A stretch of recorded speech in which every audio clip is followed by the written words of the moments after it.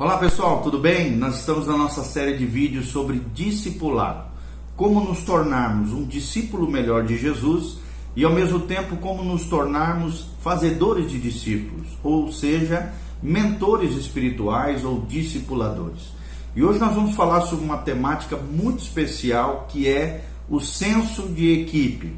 Será que é importante termos essa percepção de uma equipe, trabalharmos em cooperação, todos juntos, num só propósito, num só coração? E nós vamos ver que sim. E nós vamos entender à luz da palavra de Deus, onde nós encontramos em João 17, versículos 22 a 23. Na oração sacerdotal de Jesus, Jesus disse: "Eu lhes tenho transmitido a glória que me tens dado, para que sejam um como nós o somos. Eu neles e tu em mim, a fim de que sejam aperfeiçoados na unidade, para que o mundo conheça que tu me enviastes e o amaste, como também amastes a mim."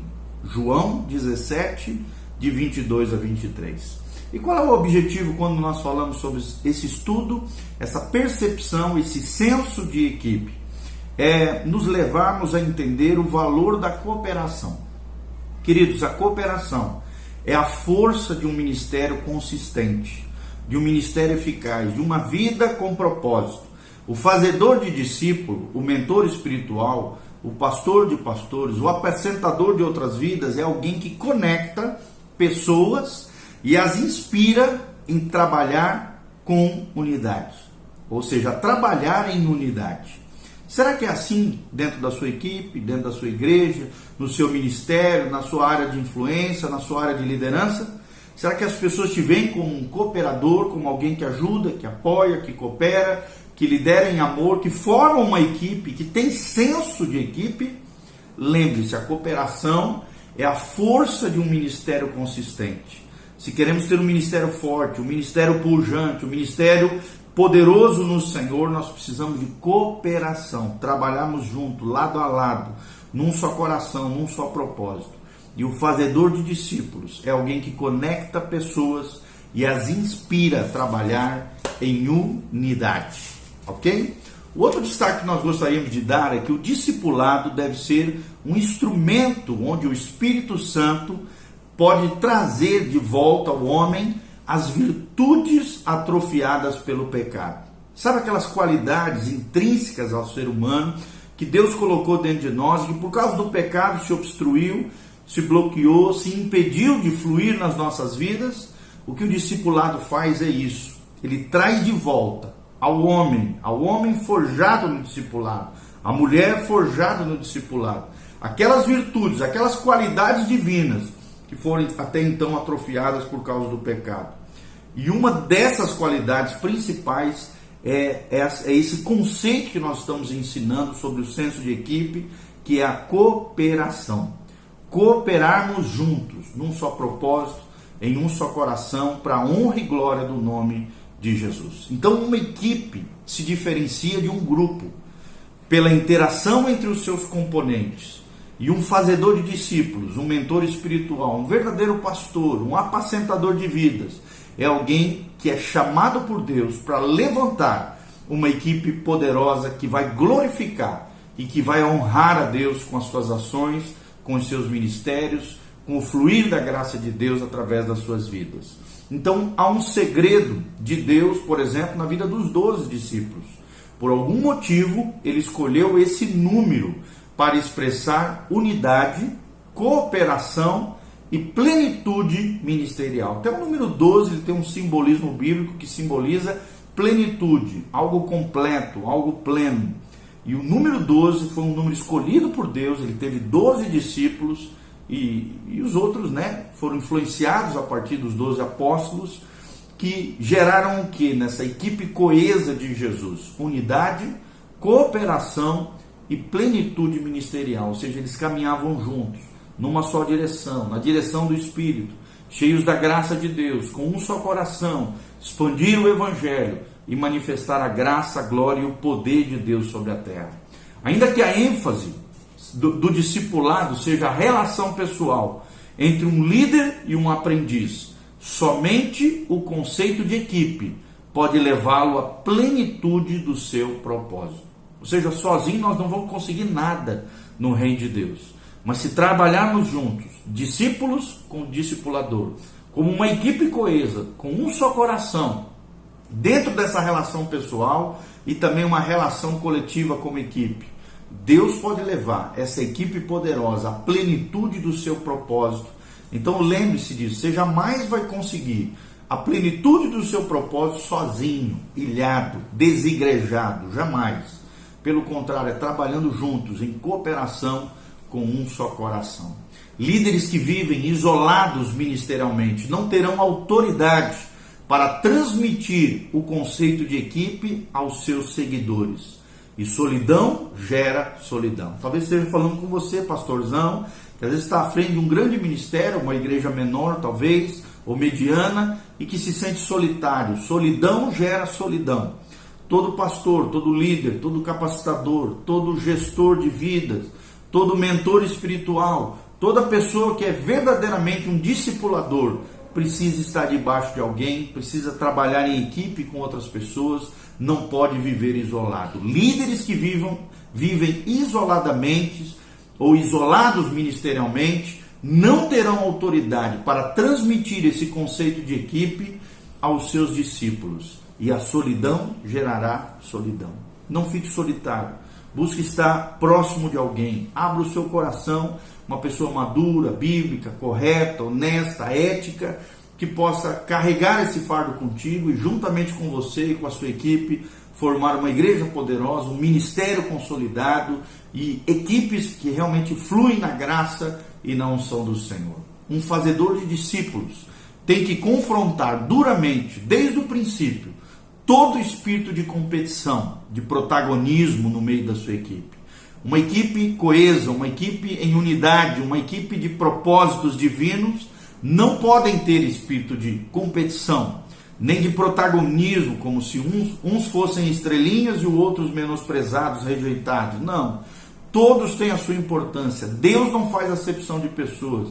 Todos têm qualidades diferentes, virtudes diferentes e potenciais diferentes no Senhor, chamados diferentes, ministérios diferentes e lugares, modos de atuação e modos operando também diferenciados que vão complementar a obra do Senhor. A igreja do Senhor será edificada e abençoada através de uma igreja e através de uma equipe coesa que lança fora todo espírito de competição e protagonismo e, pelo contrário, gera unidade, força e graça no Senhor. Jesus nunca deu espaço a um espírito de melindre também na vida de seus discípulos. Ele os ensinou a viverem por propósito e não por bajulação.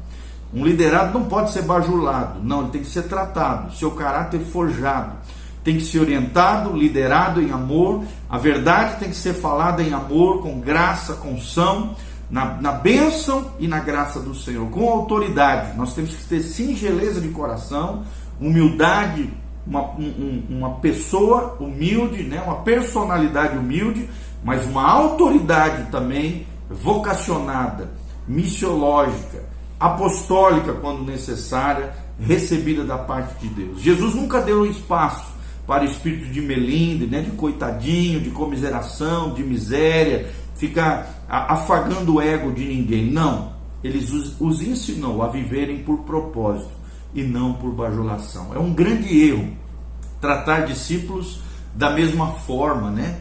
Ou seja, como se fossem todos iguais, formatadinhos iguais a você. Não, cada um tem a sua personalidade, cada pessoa tem virtudes, qualidades diferentes das outras. Então nós não podemos tratar os nossos discípulos, as pessoas que nós influenciamos, como se fossem coiguais, como se fossem todas iguaizinhas, formatadinhas para serem parecidos conosco. Não, a personalidade precisa ser respeitada, cada um é diferente, eles são diferentes e requerem tratamentos distintos, cada um dentro das suas necessidades. Um bom líder saberá discernir a necessidade de cada um dos seus liderados.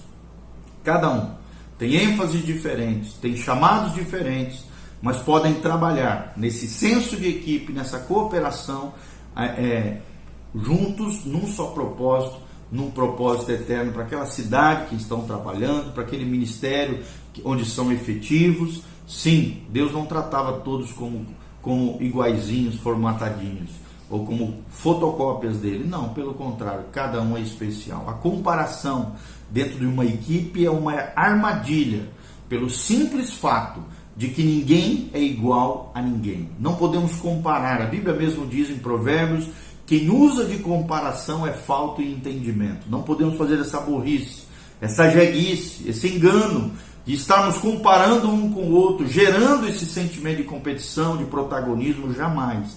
Ninguém é igual a ninguém. O discipulado deve ajudar as pessoas a trocarem a comparação pela inspiração. Que a nossa vida inspire outras pessoas.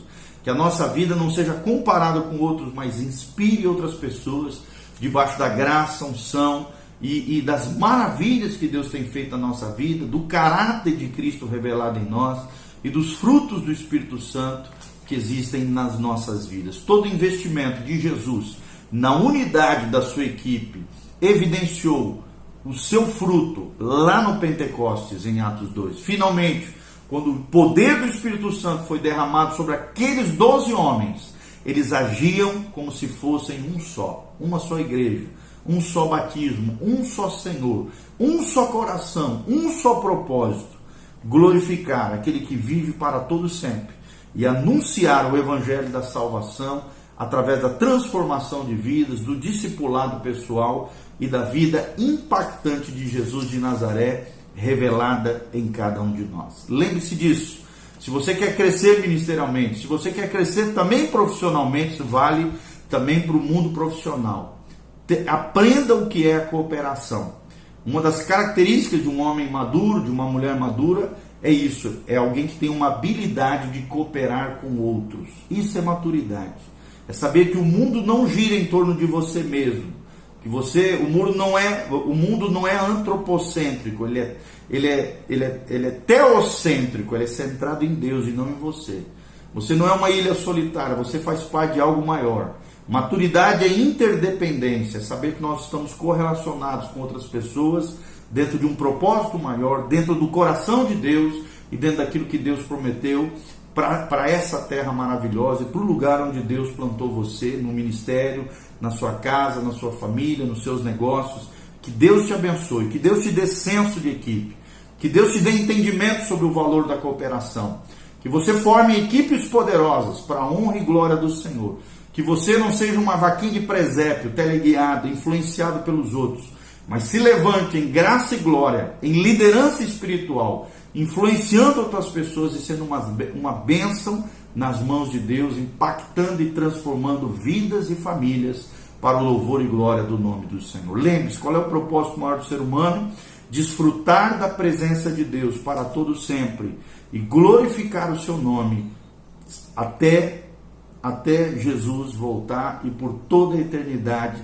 Esse é o nosso chamado, desfrutar da presença de Deus e vivemos para o louvor da sua glória para todo sempre. Que Deus abençoe a sua vida, o seu coração, seja um discipulador e um discípulo de Jesus eficaz. Que Deus te abençoe, em nome de Jesus. Faça os seus comentários abaixo, dê um joinha, siga o nosso canal aí no sininho aí, e também continue conosco nesse projeto de propagar a palavra poderosa do Senhor. Lembre-se das palavras de Jesus em João 17, 22, 23. Eu lhes tenho transmitido a glória que me tens dado, para que sejam um, como nós o somos. Aqui Jesus falando a Deus Pai. Eu neles e tu em mim, a fim de que sejam aperfeiçoados na unidade, para que o mundo conheça que tu me enviastes e o amaste, como também amastes a mim. Cooperação é a força de um ministério consistente. O fazedor de discípulos é alguém que conecta pessoas e as inspira a trabalhar em unidade. Que Deus abençoe a sua vida, o seu coração. Louvado seja o nome do Senhor. Amém e amém.